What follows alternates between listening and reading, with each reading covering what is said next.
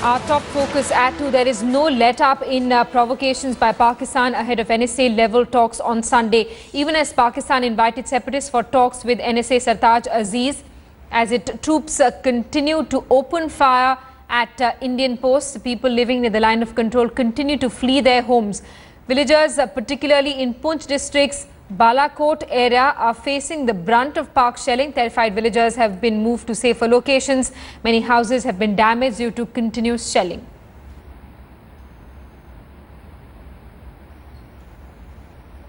Pakistan provokes India by inviting Kashmiri separatists to meet Sartaj Aziz. Modi government has cracked down on the proposed meeting.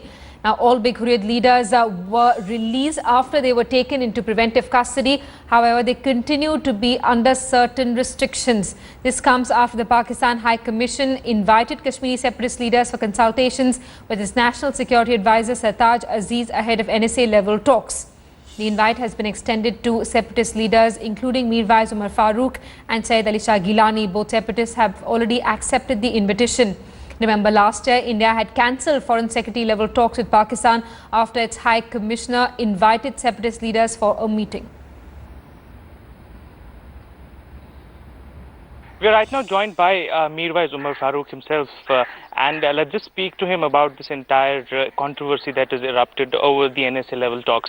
Mirwais, first of all, what is your reaction to this U-turn that suddenly seems to have been the buzzword about here?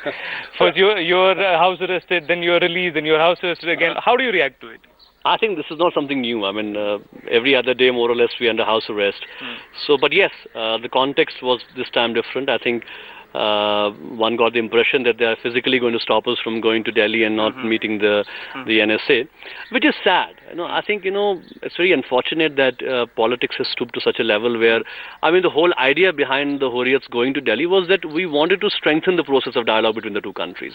I mean, if they don't want to talk, if they have some reservations, or why make Hurriyat the scapegoat? I mean, that's a bigger question. And I mean, at a time when we are seeing so much of tension at the LOC, so much of firing is going on, innocents are being killed. So everybody was hoping that this time the focus would be that how to make things right, how to put the process in motion, how to in fact give continuity to this whole process. But sadly, I think we are still undecided on the first step. Whether people are meeting, not meeting. I mean, first of all, the issue is that this is not an official meeting. I mean, although we would like to have an official meeting with the Pakistanis and of course have dialogue with the Indians to address the issue. I mean, it's a reception which was being hosted, and I mean half of Delhi is going to be there. So is the Hurriyat leadership. So I mean, how will the heavens fall if the Hurriyat is also there and we also get to talk, and we obviously will be talking in the context of Kashmir. So I think that the government is they don't have any seriousness. There doesn't seem to be any sincerity in the whole process. I mean, Modi on the one hand says in Dubai that at the end of the day everybody has come to the table and we have to address issues through dialogue. But when Hurriyat wants to strengthen this process, we are being sort of put under house arrest and not being allowed, and our voices are not being sort of given any attention to. So I think there is still confusion, and I mean, judging from what is happening, I don't see that honestly there's much scope for both India and Pakistan in this process. So, well, you were saying that there's not a lot of scope that you see, but would you continue and go ahead with the proposed plan? I think, see, the invite is there, and the Hurriyat has decided to go on Sunday, which is going to be basically after probably the meeting, because the meeting is in the day. So I don't see why there was so much of hue and cry in Delhi about Hurriyat going to the reception. I fail to understand that. Yeah, that is the plan right now. I mean, the Hurriyat has decided to go, and we will be, going on Sunday.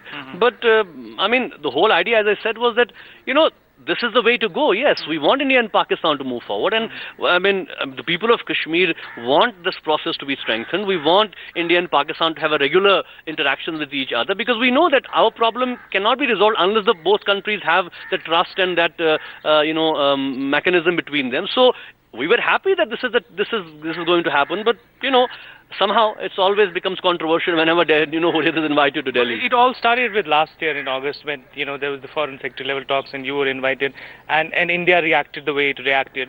Do you think this is something that you see as a trend with the new government in place? See, honestly speaking, after what happened last year, everybody was of the view that an opportunity was lost, and I think we were hoping that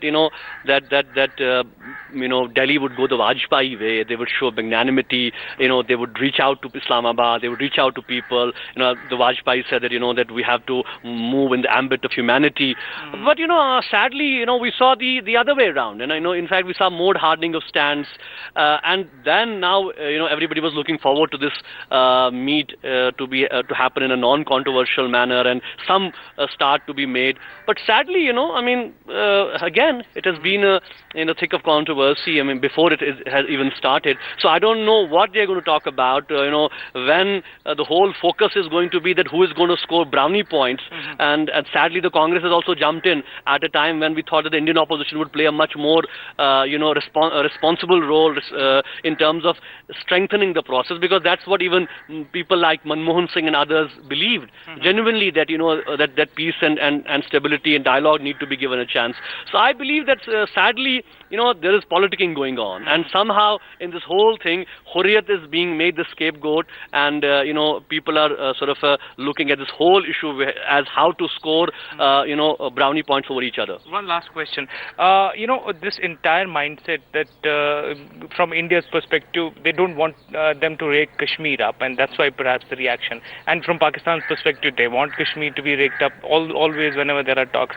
In this entire scenario, how do you react as a party which is absolutely talking about Kashmir and the way you are? I think it's honestly speaking, it would be naive to imagine a situation where India and Pakistan are going hunky-dory without really addressing the key issue. Last time when the UFA talks happened, the Pakistanis told us that we have decided to put this Kashmir issue on the official back channel.